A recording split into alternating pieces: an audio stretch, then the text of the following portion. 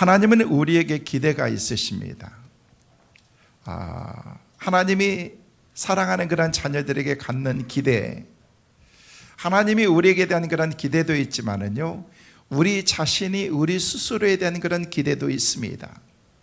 왜 열심히 공부합니까? 왜 열심히 일합니까? 기대가 있기 때문에 그렇습니다. 그래서 내가 이렇게 열심히 일하고 열심히 노력해서 내가 뭔가를 이렇게 이루어야 되겠다, 이게 바로 기대인 것입니다. 그래서 그 기대에 어긋나지 않게 최선을 다해서 열심히 사는 사람에게는요, 나중에 시간이 되었을 때 내 삶에 아름다운 결실들이 많이 맺혀지는 그런 삶을 우리가 살아갈 수가 있는 것입니다. 내 자신에 대한 그런 그 기대, 그리고 남편에 대한 기대, 아내에 대한 기대, 자녀들에 대한 그 기대, 또 목자는 성도들에 대해서 성도들에 대한 그런 그 기대가 있습니다. 우리 성도들이 이랬으면 좋겠다, 이런 믿음과 신앙의 믿음의 삶을 이렇게 살면 좋겠다라는 그런 마음의 기대가 있는 것입니다. 왜 그렇습니까? 관심이 있기 때문에 그렇습니다. 하나님께서 우리에게 대한 그런 기대도 마찬가지인 것입니다. 하나님이 우리를 사랑하신 것입니다.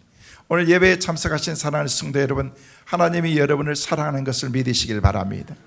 하나님이 나를 사랑하신다라고 말씀하면서 내 사랑하는 그런 자녀들이 이렇게 살았으면 좋겠다, 이런 사람이 되었으면 좋겠다, 이게 바로 하나님이 우리를 향한 기대라는 것이에요. 그것은 우리로 하여금 인생을 풍요롭게 살고 행복하게 살기를 원하시는 하나님의 그 마음이 우리를 향해서 있는 것입니다. 우리 인생 따지고 보면은요, 짧은 인생을 살아가는 동안 서로에게 이해하고 평화를 주고 또 화평하면서 우리의 인생을 살아가야 되는데, 때로는 우리의 삶을요, 전혀 우리가 생각하지 못했던 그런 삶의 방향이 아닌 전혀 다른 엉뚱한 방향으로 우리의 삶을 살아갈 때도 많이 있다는 것입니다. 근데 많은 사람들이 이 세상을 살아가면서 행복한 조건이 많이 있는데도 불구하고, 참 좋은 여건들이 우리의 삶 가운데도 많이 있음에도 불구하고 때로는요, 너무 힘들게 사는 사람들이 많습니다. 힘드는 것을 떠나서 괴롭게 인생을 살아가는 사람들도 많습니다. 여러분, 그것은 환경적인 영향도 있겠지만 중요한 것은 저는 우리의 마음이라고 생각해 봤습니다. 내 마음이 우리가 넉넉하면요, 우리 삶 가운데서 하나님의 은혜로 충만하면요, 넉넉하게 우리의 인생을 살아갈 수가 있는 것입니다. 어떤 사람은 태생적으로 그냥 마음이 작게 가지고 태어난 사람도 있습니다. 근데 어떤 사람들은요, 그냥 넉넉한, 우리가 추석 연휴를 보냈습니다마는요, 보름달처럼 넉넉하게 그냥 그런 마음을 가지고 살아가는 사람들도 있다는 것입니다. 그렇다면은 나는 어떤 마음을 가지고 살아가고 있는가? 여러분에게 지금 질문 드리고 싶은 거예요. 여러분의 마음은 어떤 마음을 가지고 살아가느냐는 거예요. 내 마음은 큰 마음인 것 같다.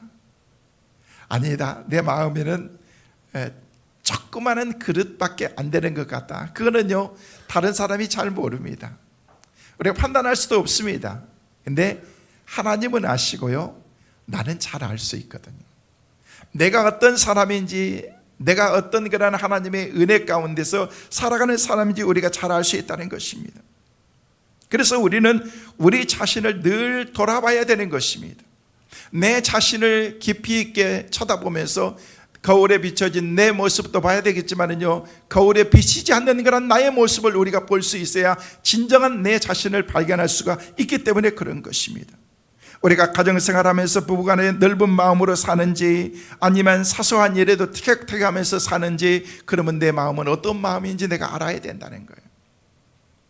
또 내가 예수 믿는 후에 내 마음이 어떤 그런 마음인지, 예수 믿기 전하고 예수 믿은 후에 내 마음은 어떤 마음인지, 여러분 나이가 들어가면서 내 마음은 어떤 마음인지, 성격은 어떻게 바뀌는지, 여러분 그런 것들을 내가 스스로 점검하면서 내가 이렇게 변했구나, 내가 이렇게 좋은 면들이 많아졌구나. 주님 믿으면서, 예수 믿으면서 내가 이런 삶으로 내가 바뀌어졌구나. 이게 하나님의 사람으로 성숙해가는 그런 삶이라고 그렇게 말할 수가 있는 것입니다.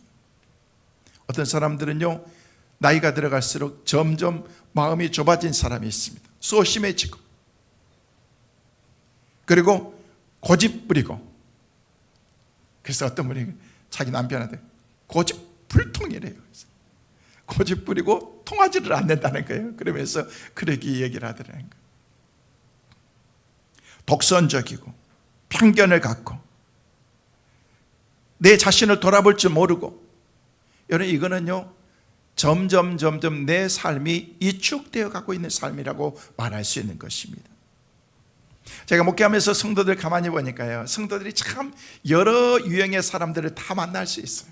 그런데 간단하게 제가 여러분들을 이렇게 평가하면요, 크게 두 가지로 나눌 수 있습니다.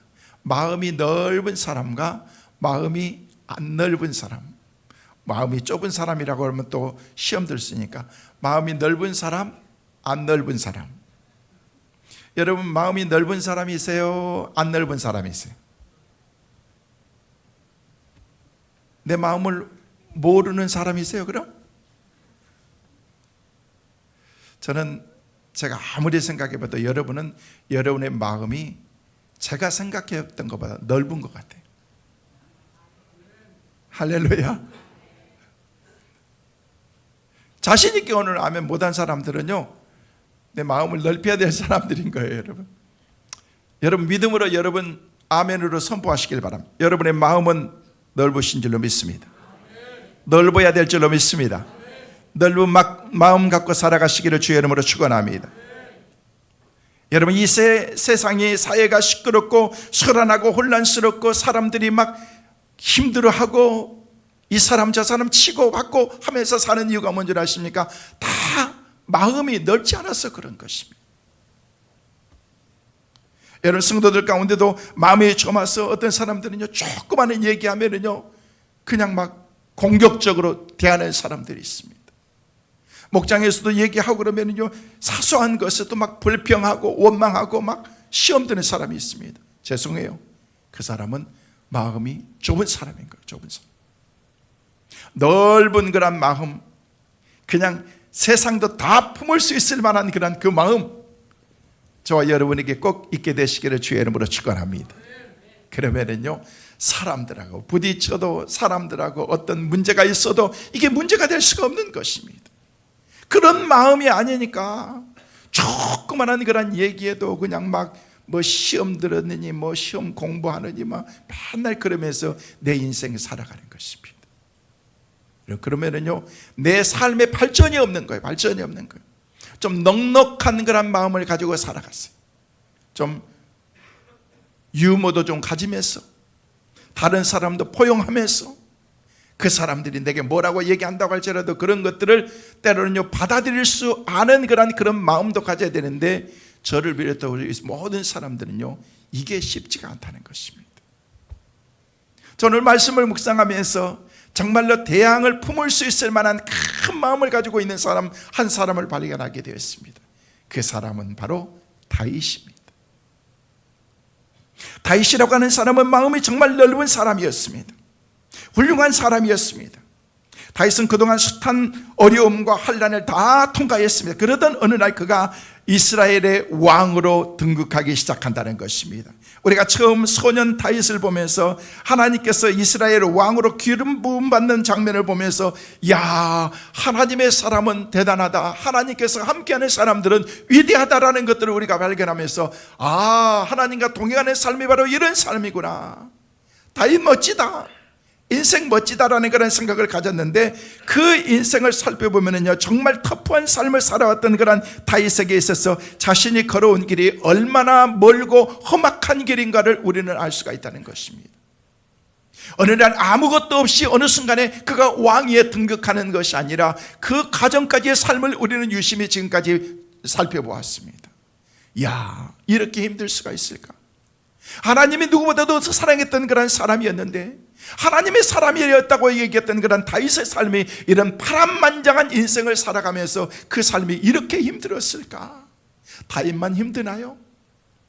우리 하나님께서 우리를 만들어 가시는 그런 가정의 그 길이 얼마나 힘들고 어렵습니까? 여러분, 주위에 성공하는 사람들 보면요, 하루아침에 성공한 사람들 아닙니다. 그 성공을 위해서 수없이 많이 좌절하고 실패하고 힘들고 어려웠지만 그 과정을 통해서 하나님께서 마침내 어떤 그런 승리의 자리에 올려놨을 때 우리는 그 사람들의 마지막에 그 모습만 보면서 화려하게만 본다는 것입니다. 그 배경에 깔려져 있는, 호수에 떠 있는 백조의 그 잔잔한 그런 그 모습을 보면서 평화스러운 모습만 보지, 호수 아래에서 호수 백조가 자기가 평화를 유지해서 살기 위해서 휘젓는 달이 계속해서 보이지 않습니다. 여러분, 보이지 않는 곳에서 그런 노력과 훈련이 있기 때문에 내가 세워질 수가 있는 것입니다. 숱한 세월을 도망다니면서 원통하고 괴로움 당하면서 참으면서 오늘까지 왔던 그런 인생이 다윗의 삶이었다는 것입니다. 그 길이 사실 얼마나 멀고 험한 길이었습니까? 다윗이 드디어 왕이 되는 여기까지 온 과정들을 살펴보면서 우리는 두 가지 중요한 사실과 진리를 발견할 수가 있습니다. 첫째는요, 한 가지는요, 하나님께서 분명히 약속해 주셨다고 할지라도 기다릴 만큼 기다려야 약속이 이루어진다는 사실입니다. 안에 하나님이 축복해 주신다고 말씀하셨고 하나님이 약속해 주셨으면 어느 순간에 다 모든 것들이 다 이루어져야 되는데 하나님께서는요, 계속해서 기다리게 만드는 거예요. 인내하게 만들고. 여러분, 들판에 지금 황금빛을 바라면서 무르익어가는 그런 그 곡식들이요, 익기까지는요, 그 뜨거웠던 그런 그 여름의 햇볕을 쬐면서 무더운 여름 날씨를 지나면서 숱한 세월을 지나면서 왔기 때문에 그 벼들이 익어가고 과일들이 익어가게 된 것입니다. 인내하는 거예요. 인내하는 거. 하나님의 사람들이 하나님의 사람으로 성숙하고 인내하면서 기다렸을 때 성숙한 익어가는 그런 하나님의 사람으로 하나님이 우리를 세우신다는 것입니다. 기다려야 되는 것입니다. 우리의 삶에서 우리가 혼신을 다해서 쏟아붓지 않고도 이루어질 수 있는 일들은 세상에 하나도 없습니다. 아무리 작아 보이고 아무리 별것이 아닌 것처럼 보여도 최선을 다해서 성실하게 임해야 되고, 나의 땀과 나의 수고와 내 마음이 들어가기 전에는요, 작은 일이라고 할지라도 생각처럼 그 일들이 이루어지지 않을 수도 있다는 거예요. 여러분, 적당히 힘쓰고 적당히 하면은요, 그 일은 죄송해요, 적당히 되고 안 됩니다. 안 됩니다. 우리 인생에 적당이라는 것은 있어서는 안 되는 것입니다. 신앙생활도 적당히 해서는 안 되는 것입니다. 우리가 분명하고 확실하게 주님 아니면 안 됩니다. 내 인생의 답은 주님이십니다. 할렐루야. 그런 신앙의 고백이 여러분에게 꼭 있게 되시기를 주의 이름으로 축원합니다. 온전히 주님만을 의지하겠다는 생각. 여러분, 그런데 안타깝게도 많은 사람들이요, 적당히 하면서 우리 인생을 살아가려고 시도하는 사람들이 많습니다. 살아가면서 내가 노력하지 않고 힘들지 않고 최선을 다하지 않으면서 뭔가가 이루어지기를 바라는 그런 그 마음, 그것은 사실 자체가 잘못된 거거든요. 여러분, 신앙의 사람들 가운데도 이런 마음을 갖고 살아가는데 오히려 신앙을 가지는 우리들이, 믿음의 사람이라고 하는 우리들이 더 많이 그럴 때가 많이 있다는 거예요. 왜냐하면요, 신앙을 이용해서 그것을 그렇게 풀어나가려고 하는 그런 그 마음이 우리 마음속에 사로잡고 있기 때문에 그렇습니다. 그래서 하나님께 기도합니다. 그리고 내가 수고할 것을 내가 수고해야 되는데 내가 수고할 것을 하나님께 맡기고 나는 기도만 하고 하나님이 수고해 주기를 원하는 그런 그 마음이 우리에게 있다는 거예요. 잘못된 겁니다. 내가 기도했으면요, 내가 기도하는 것만큼 수고하고 애쓰고 노력해야 되는 것입니다. 어떤 사람은 믿음이 너무 좋아가지고 기도만 하나님께서 다 응답해 주시니까 하면서 기도만 하면서 하나님이 해결해 주실 줄로 믿습니다, 하나님이 역사하실 줄로 믿습니다 하면서 나는 아무 노력도 하지 않는다는 거예요. 그거 잘못된 거예요. 여러분, 공부하는 학생이 학교에서 열심히 공부하고 선생님 말씀을 잘 듣고 집중해야 되는데 엉뚱한 생각하고 맨날 게임이나 하고 놀기를 하면서 기도하는 거예요. 하나님, 이번 시험에도 하나님께서 잘 되게. 여러분, 그건 아니지 않습니까? 근데 우리의 신앙생활 가운데도 마찬가지라는 것입니다. 내가 해야 될 일이 있고 하나님께 맡기고 기도해야 될 일이 있다는 것이죠. 기도했으면 기도한 만큼 맡긴 만큼 내가 하나님 앞에 더 하나님 앞에서 믿음으로 우리가 나가야 되고 하나님이 약속해 주신 그런 그 약속의 말씀을 붙잡고서 우리가 나가야 되는데 우리는 노력하지도, 여러분 이것은 죄송하지만 기복신앙보다도 더 나쁜 것입니다. 여러분들은 절대로 성공할 수 없습니다. 또 사람도 망가질 뿐만 아니라 신앙도 망가지고 치명적인 결과를 우리가 인생 가운데서 가져오게 되어 있는 것입니다. 그러므로 여러분이 하나님의 약속을 받았더라도 기다릴 만큼 기다리고 참을 만큼 참고 눈물 흘릴 만큼 흘리고 마음을 쏟아부을 만큼 부어야 그것이 이루어지고, 그래야 그게 진짜 우리에게 축복이 된다는 사실을 우리가 잊어서는 안 되는 것입니다. 또 한 가지, 우리가 알 수 있는 메시지는요, 기다리고 난 다음에 이루어졌다고 해도 그 위에도 삶 가운데서 계속해서 문제가 우리 가운데 있고 행복해지기만을 원하지만은요 행복하지 않을 수도 있다는 사실을 알아야 된다는 거예요. 다시 말하면은요, 다윗이 20년 가까이 기다려서 이스라엘 왕이 되었다고 해서 이제 다윗의 삶의 모든 것이 다 행복한 것이 아니라는 사실입니다. 많은 사람들이 착각하고 사는 것이 무엇이냐면요, 삶을 그런 식으로 생각하면서 살고 있다는 것입니다. 그래서 이것만 지나면, 이 시간만 지나면, 이것만 해결되면, 이 일들만 잘 되면 하면서 우리가 우리의 인생을 살아가게 되는 거예요. 그런데 이런 사람들의 삶이 얼마나 엉터리 같은 삶이라는 것을 우리는 너무나도 잘 알고 있습니다. 그런 사람들이 보통 하는 얘기가, 종종 쓰는 그런 표현이 뭐냐면, 그게 바로 뭐냐면요, 이번에 인천 앞바다에 배만 들어오면, 60년 70년대 유행했던 말이죠. 마담, 이번에 배만 들어오면 끝나, 기다려. 근데 그 배가 지금 들어왔어요, 안 들어왔어요? 아직도 안 들어왔어요. 그 배를 기다리고 있는 사람들이 얼마나 많습니까? 이번에 로또 당첨 하나만 되면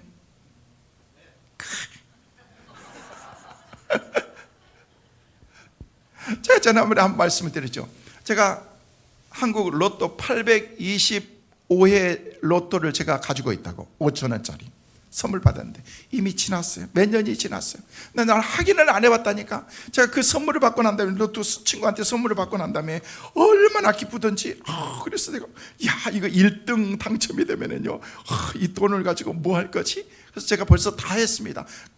교회도 건축을 하고 뭐 별걸 다 하고 그랬는데, 그런데 그 꿈이 깨질 것 같아서 저는 번호를 확인을 안 했습니다. 아직까지도 안 하고 있습니다. 제가 그 번호를 봤더니, 아침에 가서 봤더니 825에 815 21 31 38-42, 이게 맞기만 하면은요,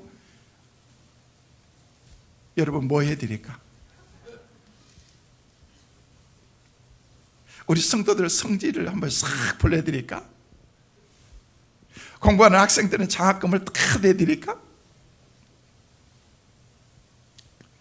그런데 너무 우리는 그런 허황된 꿈들만 가지고 살아가는 거예요. 그래서 우리의 삶 가운데서 이것만 되면은, 이 일들만 해결되면은, 그래서 많은 사람들이 그런 약속을 하고서도 그 약속을 지키지 못하면서 살아갈 때가 많습니다. 저도 목회하면서 수없이 많은 사람들이요, 목사님 이번에 우리 사업 이것만 잘 해결되면은요 기다리세요. 기다렸는데 아직까지도 그 사업이 잘 안 되고 있습니다. 우리가 생각하는 저는 그런 모든 것이 그렇게 되는 게 아니라는 거예요, 여러분. 모든 것이 내 마음대로, 내가 생각하는 대로 다 되면 얼마나 좋겠습니까? 그러나 그렇지 않을 수도 있다는 것입니다. 사랑하는 성도 여러분, 하나님은 저와 여러분에게 고난을 주어서 어떤 갈등을 통해서 그 삶의 패턴을 바꾸기 원하시는데, 자꾸 이것만 지나면 저것만 지나면 올해만 지나면, 그러다가 보니까 우리 인생을 지금까지 여기까지 우리가 와버리고 말았다는 거예요. 언제까지? 올해만 지나면, 이번만 지나면, 그러면서 우리 인생을 살 수 있겠느냐는 거예요.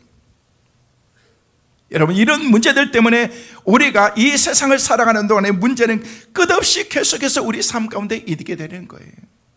다윗의 생애에도 우리와 동일하게 그런 문제와 삶의 연속이었습니다. 그런데 이제는 그의 삶이 달라졌습니다. 다윗은 처음부터 작은 사람은 아니었지만요, 나름 큰 사람이었지만요, 시간이 가면 갈수록 이제는요 점점 커지는 사람인데, 모든 세상을 다 품을 만한 그런 대양과 같은 그런 그 마음을 가지고 사는 사람이 바로 다윗이었다는 것입니다. 그런데 다윗은 큰 마음을 가지면 가질수록 더 낮은 자리로 내려갑니다.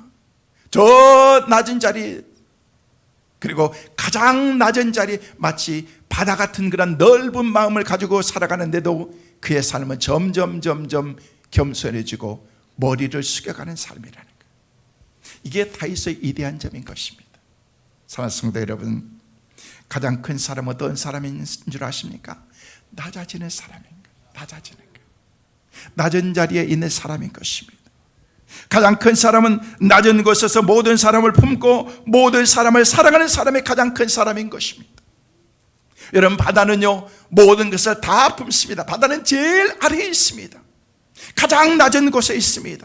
그래서 위에서부터 흐르는 그런 모든 물, 그냥 모든 것을 다 받아들이면서 거기에는요 오물도 있고 오염된 것도 있지만은요, 그 모든 것들이 바다로 들어가는 순간 한순간에 모든 것이 다 희석이 되면서 어느 부분은 오염이 되기도 하지만은요, 그래서 모든 것을 다 품는다는 것입니다.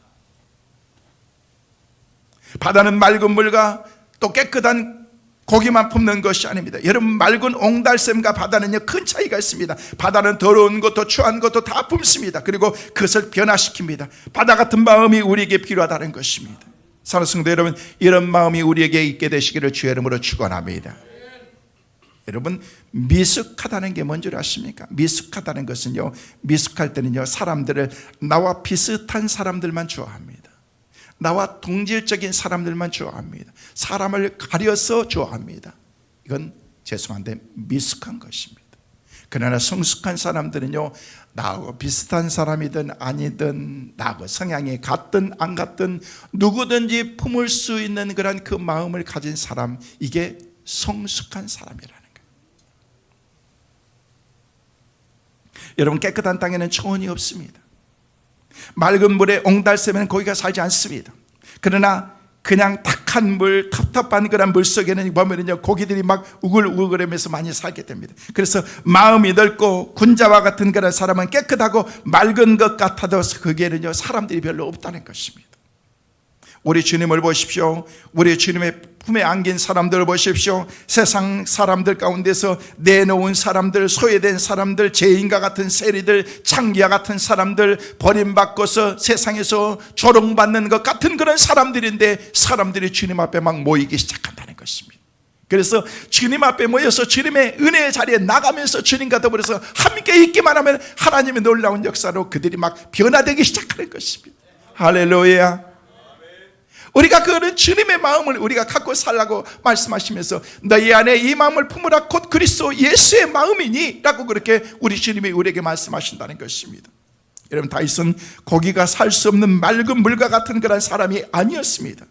그래서 사무엘상 22장에 보면은요, 그를 찾아왔던 사람들이 보니까 환난당한 자, 빚진 자, 원통한 자, 그리고 소외당한 자, 그 사람들이 다윗에게 찾아왔던 거예요. 성도 여러분, 우리 교회가 아름다운 교회가 되고 깨끗한 교회가 되고 그러기 위해서는요, 맑고 깔끔한 그런 사람들이 교회에 찾아오는 것이 아니라 환난당한 자, 빚진 자, 원통한 자, 죄인들, 그런 사람들이 찾아오는 교회가 돼야 돼요. 누구든지 찾아오면 교회가 평안한 그런 교회가 돼야 된다는 것입니다. 그러려면요, 우리가 그런 사람이 돼야 되는 거예요. 어떤 사람? 모두를 품어줄 수 있을 만한 넉넉한 사람. 그런 마음을 가지고 우리가 살아야 된다는 거예요. 도량이 넓은 큰 마음을 가져야 된다는 것입니다. 여러분이 도량이 넓다는 것은요, 그냥 다른 사람을 품을 수 있는 거예요. 여러분, 그런 마음이 없기 때문에 아무것도 아닌 거 가지고 서로 그냥 갈등하고 부딪히고, 여러분 맞춰가야 되는 거죠. 맞춰가야 되는 거예요. 여러분, 생판 모르는 저와 여러분이 만났는데 여러분 옆에 있는 사람이 여러분 아는 사람이에요. 그냥 얼굴 이름만 아니지 뭘 알아요. 알기는 그냥 몰라요. 저도 결혼한 지 이제 39년 돼가고 이제 40여 년 가까이 오래오래 산 것 같아요. 근데 나는 살면 살수록 모르겠는 거야. 너무 신비해. 그리고 너무 신기해. 어제 우리 사역자 회의 때 우리 집 사람이 그러더라고. 목사님들도 사모님이 무서우세요 그러더라고. 그러니까 다 똑같이 그렇다고 다 무섭다. 저도 무서워요. 째진 것도 아닌데 왜 여자들은 남자를 죄인 취급하는지 모르겠어. 지도 아닌데 막 쥐잡듯이 잡으려고 그러는지. 사랑하기 때문에 그렇지만은요. 근데 살면서도 모르겠는 거야. 근데 생판 모르는 우리가 만났는데 알면 얼마나 알겠느냐는 거예요. 솔직히 얼마나 알아주기를 원하느냐는 거예요.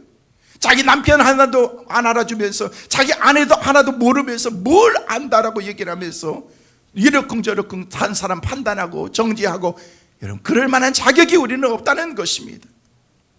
마음이 대양과 같은 그런 마음도 아니면서 다윗과 같은 그런 마음도 아니면서 우리가 어떻게 그런 마음으로 다른 사람을 정지하고 판단하고 그 사람의 점수를 매기면서 그렇게 할 수 있느냐는 거예요.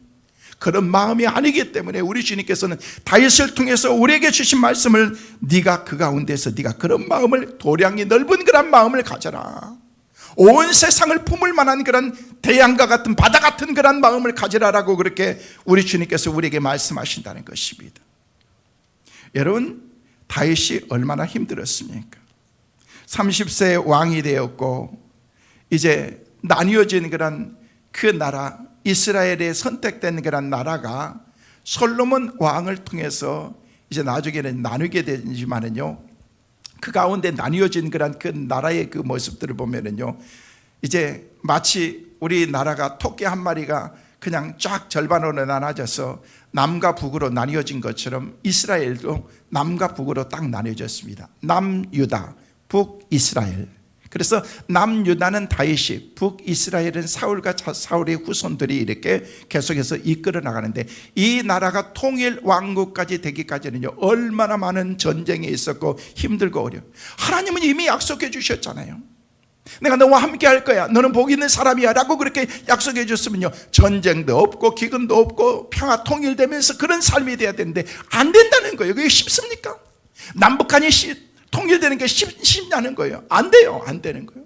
어떤 사람은 노골적으로 정치한 사람들은 남북한 통일되면 안 된다라고 얘기했는데, 나는 무슨 생각을 가지고 있는지, 빨리 통일이 돼가지고 하나가 돼가지고 막 으쌰으쌰하면서 막 그렇게 나가도 안 되는데, 그런 안타까운 마음이 있다. 하나 되는 것이 쉽지 않습니다. 부부가 하나가 되고 가정이 하나 되고 교회가 하나 되고 나라가 하나가 되고, 할렐루야, 우리는 하나가 되어야 될 줄로 믿습니다. 예수 안에서는 하나가 되어야 되는 거예요. 하나가 되는 거. 그러기 위해서는요 우리가 넓은 그런 마음을 가져야 된다는 것입니다. 다윗은 어떻게 이런 넓은 마음, 그런 마음을 가지는 왕이 될 수 있었는가? 저는 몇 가지로 말씀을 드립니다. 첫째로, 다윗은 사람들을 하나님께로 인도하는 그런 리더였습니다. 그래서 모든 사람들을 하나님께로 인도하는 사람이었다는 것입니다. 우리는 사람들을 우리 사람, 내 사람으로 자꾸 만들려고 하는 그런 경향이 우리 가운데 있습니다. 저 사람을 내 편으로 만들고 내 소유로 만들고 다스리고 하는 그런 그 마음이 우리 인간들에게 있는데, 다윗은 그렇지 않았다는 것입니다. 그래서 찾아오는 그런 모든 사람들을, 나를 만나기 위해서 찾아왔던 그런 모든 사람들에게 나를 통해서 하나님을 만나게 해주는 그런 그 일들을 한 사람이 바로 다윗이었다는 것입니다. 그래서 다윗이 가졌던 그런 그 마음은요 하나님께서 주신 그런 하나님의 마음으로 가지면서, 내가 만났던 그 하나님이 어떤 하나님이었어요? 다윗은 철저하게 그 하나님을 알았던 것입니다. 그래서 이스라엘 민족 전체를 하나로 묶을 수 있을 수 있는 것은 내가 아니라는 사실을 알았던 거예요. 하나님은 하실 수 있습니다. 하나님. 그래서 목동 때 그를 부르셨던 하나님, 초라한 어린 시절 소년이었던 그런 자기의 삶을 부르셨던 하나님, 사자와 곰의 발도에서 건지셨던 사망의 음침한 골짜기를 다닐 때 나를 지켜주셨던 그 하나님, 그리고 이제 기다리니 자기를 왕으로 세우신 그 하나님을 생각하면서 그가 하나님 앞에 백성들을 인도하면서 그가 하나님 앞에 그렇게 기도하고 있는, 우리가 잘 아는 시편 23편 말씀에 여호와는 나의 목자시니라고 말씀하시면서 나는 그 목자이신 그 주님이 나를 인도하는 양에 불과한 그런 사람입니다 하면서 그가 나를 푸른 저장의 잔잔한 물가로 신만한 물가로 하나님께서 나를 인도해 주신 분이다 라고 말씀하면서 철저하게 그 하나님을 바라보는 신앙. 여러분, 이런 고백을 하기까지 다윗이 얼마나 힘들었느냐는 거예요. 그러나 인내하고 기도하고 때를 기다렸을 때 하나님께서 그 삶 가운데 놀라운 하나님의 인도로 그를 이끌어 가시는 것을 볼 수가 있습니다. 그의 삶의 모든 초점과 관심은 뭔지 아십니까? 오직 하나님. 하나님의 법궤 앞에서 막 춤을 추면서 잃어버린 것 같았던 그 법궤를 찾아왔을 때 사람들 앞에서 왕의 채신도 없이 그냥 막 바지가 내려가는지도 모르고 막 춤을 추면서 있었던 그런 다윗. 이게 뭐예요? 그의 삶의 모든 포커스가 하나님이었다는 거예요. 그의 삶의 중심이 하나님이었다는 것입니다. 사랑하는 성도 여러분, 저와 여러분의 삶의 중심이 예수 그리스도 하나님 성령님이 되시기를 주의 이름으로 축원합니다. 그러면 우리 인생은 망할 수가 없는 것입니다.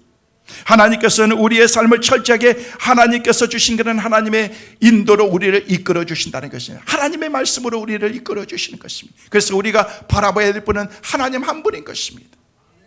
여러분, 사랑하는 사람은 서로가 서로를 바라보는 사람이 아닌 것입니다. 서로가 서로를 바라보는 것이 아니고 서로가 한 곳을 바라볼 때 사랑하는 그런 관계가 형성이 될 수가 있는 것입니다.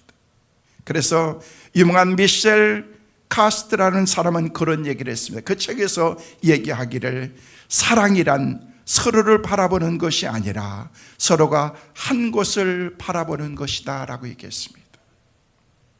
여러분, 인간은요 서로가 서로를 바라보면요 그 한두 번이지, 꽃노래도 한두 번이지. 젊은 친구들 이렇게 예를 들어서 결혼하면서 결혼 조건이 뭐야 그러면서 잘생겨야 되고 키도 커야 되고 뭐 능력도 있어야 되고 말해서 내가 딱 보니까 그냥 공장에서 찍어가지고 나와야 되겠더라고. 보니까. 여러분, 잘생긴 거는 그냥 이쁜 거는 결혼식 한 날만 이쁘면 돼. 안 이뻐도요 그날은 다 이쁘게 만들어줘. 걱정하지 말아요. 이쁜 거 가지고 사는 거 아니거든요.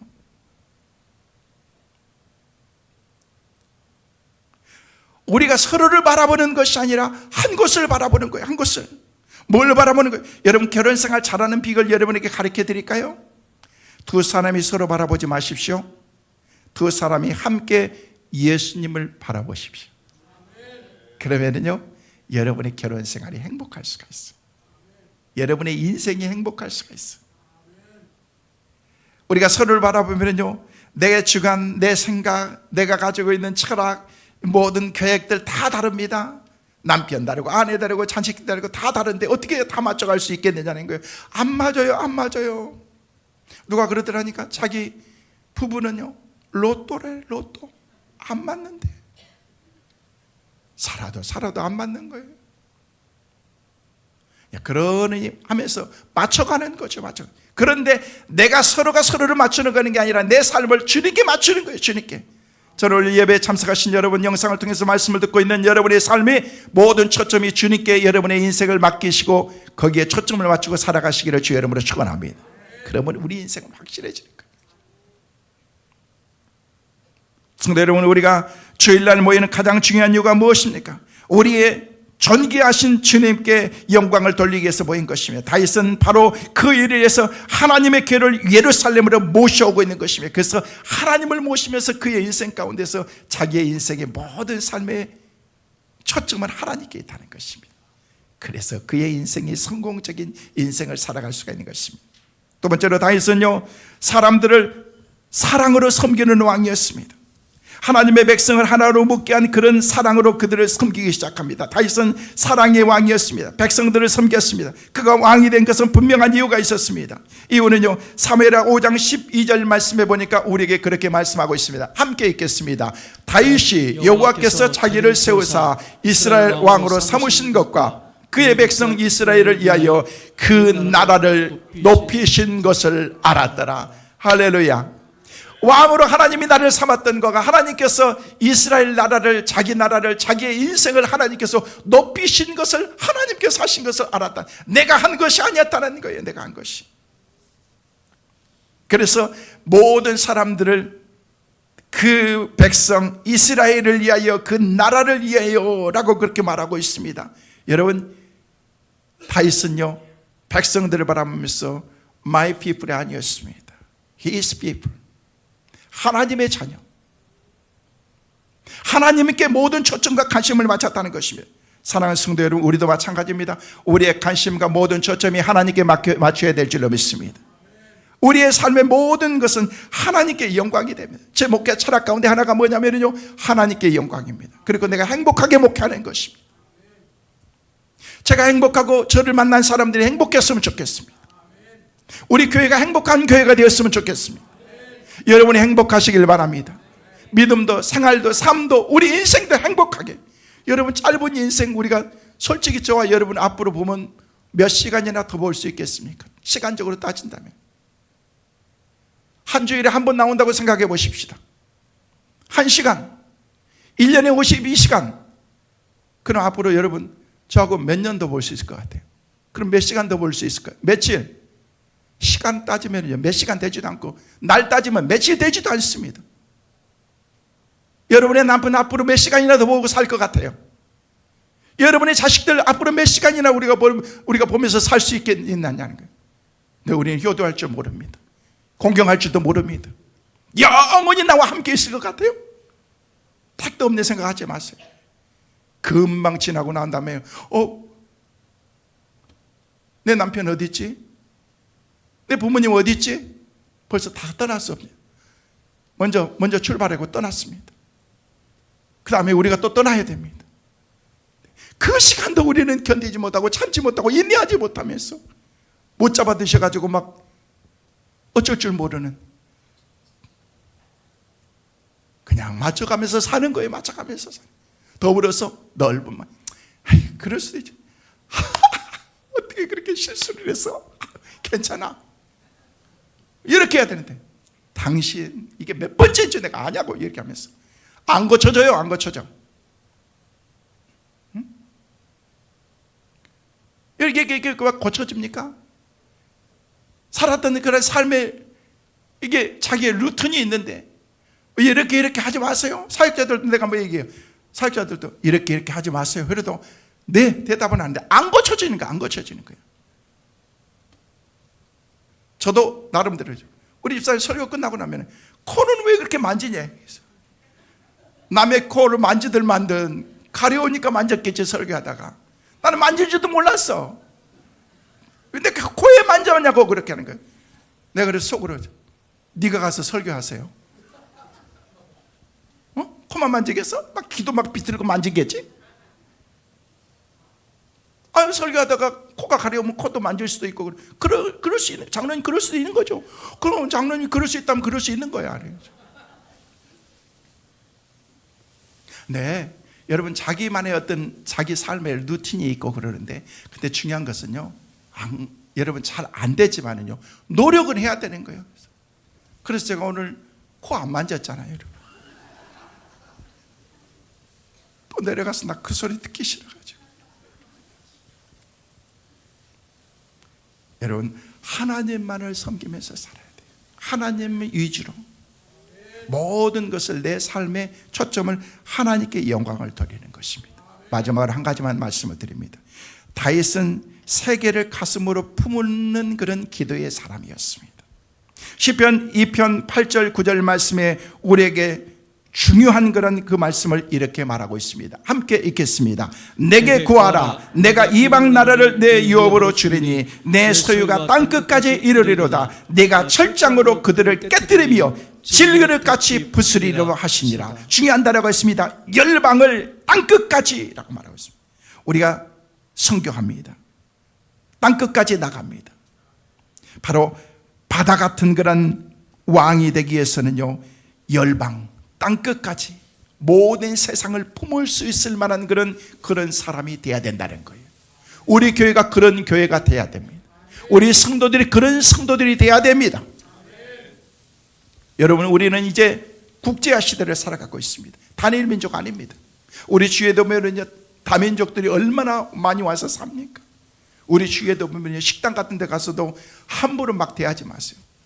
좀 우리하고 말의 억양이 다르다고 하면서 우리 한국 사람 아니구만, 한국 사람 아니면 어떻고 김은 어떻고 그래요. 함부로 하지 마세요. 그냥 하시면서 막 하지 말고 존경하는 마음을 가지면서 수고 많이 하신다고, 이모 너무 수고하신다고 하면서, 여러분, 그러면은요 음식 떨어지면 곧바로 갖다 주는 거예요. 이모 여기는 뭐 떨어져도 안 갖다 줘요? 그러면은요 안 갖다 줘요. 그러면은 그럴 때는 지혜롭게, 여기 음식이 이렇게 맛있냐고, 반찬이 이렇게 맛있냐고, 음식 나오기 전에 벌써 다 먹어버렸네. 그러면요 다 알아서 갖다 주는 거예요, 여러분. 그러면서 칭찬도 하고 또 격려도 해주고, 그런 마음을 가져야 되는데 우리는 그런 여유가 없습니다. 여러분, 더불어서 살아가는 그런 시대에 우리만 살아가는 것이 아니라 우리 주위에 더불어서 살아가는 그런 사람들, 여러분, 세계 선교 나가려고 뭐 온 세상에 다 나갈 필요도 없습니다. 우리 지역이 다 세계 선교장인데 뭐 이제는요 다민족들이 살면서 그들에게도 복음을 전하면서 우리가 해야 될 사명이, 그러기 위해서는 뭐 해야 되냐? 다윗과 같은 마음을 가져야 된다는, 큰 마음을 가져야 된다는 것입니다. 성도님, 말씀을 정리합니다. 우리는 가장 낮은 데 임해야 됩니다. 이유는 한 가지입니다. 복음을 위해서. 물은 위에서 아래로 흐르게 되어 있습니다. 가장 낮은 곳으로 우리는 모든 사람을 품을 수 있는 그런 하나님의 사람이 되도록 위해서 기도해야 된다는, 아니 모든 사람이 아니라 내 남편, 내 아내, 내 가족부터 품을 수 있는 그런 마음, 우리 주위의 목장의 식구들부터 내가 품을 수 있는 그런 사람을 하나님 내가 되게 하여 주옵소서. 그렇게 기도해야 된다는 거예요. 죄송해요, 너무 종지기 같은 그런 마음들 가지고 살지 마세요. 그러니까 조그마한 말에도 우리가 시험 들고 힘들어하고, 목사님이 나한테 찍어가지고 얘기했다고. 찍긴 뭘 찍어요, 제가. 넓은 마음을 가지고 살라는 것입니다. 여러분, 그게 매력인 것입니다. 저는 우리 교회가 매력 있는 교회가 되었으면 좋겠어요. 우리 성도들이 좀 매력 있는 성도들이 되었으면 좋겠어요. 그러면은요 매력 있는 그 매력 때문에 사람들이 막 끌려오게 될 것입니다. 야, 성민교회 매력 있는데 이렇게 돼야 되는 거예요. 아무리 노력하려고도 안 됩니다. 근데 매력이 철철 넘치면은요 막 그냥 향기 있는 꽃이 있고 그러면은요 막 벌이 막 날라오게 되어 있습니다. 오늘 이 화려한 그런 권사님이 해놓은 꽃 때문에 우리 꽃과 같은 분들이 오늘 다 모였잖아요, 여러분. 할렐루야. 모이게 되어 있습니다. 모이게 되어 있습니다. 성도 여러분, 우리가 이곳에 모인 가장 중요한 일은 바로 예수 그리스도, 우리의 왕, 우리의 기쁨 되시는 예수님께 영광을 돌리기 위한 것입니다. 우리는 그 일을 위해서 부름받은 사람인 것입니다. 그런데 그 사명을 감당하기 위해서는요 지금의 우리의 마음과 우리의 마인드로는 솔직히 불가능합니다. 그래서 주님이 우리에게 말씀하십니다. 큰 마음 가져라. 넓은 마음을 가지라. 다윗과 같은 대양을 품을 수 있는, 대양과 같은 그런 마음. 그래서 누구든 어떤 그런 상황과 환경 가운데 있다고 할지라도 우리 공동체 안에 들어오면은 사랑을 느끼고 포용의 그 아름다운 그 사랑을 함께 나눌 수 있는 그런 공동체가 되어야 된다는 것입니다. 저는 말씀 묵상하면서 하나님께 그렇게 기도했습니다. 하나님, 제가 그런 마음을 갖는 목자가 되게 하여 주옵소서. 우리 사역자들, 우리 장로님들, 교회 리더들이 그런 마인드를 갖고, 우리 성도들이 그런 마음을 갖고 정말로 넓은 대양과 같은 그런 마음들 갖고 살게 하여 주옵소서. 이것이 저의 기도였습니다. 우리의 기도대로 더 넓은 그런 주님께서 주신 그 마음으로 이번 한 주간도 승리하며 살아갈 수 있는 축복의 은혜가 우리 모두에게 있게 되시기를 주의 이름으로 축원합니다.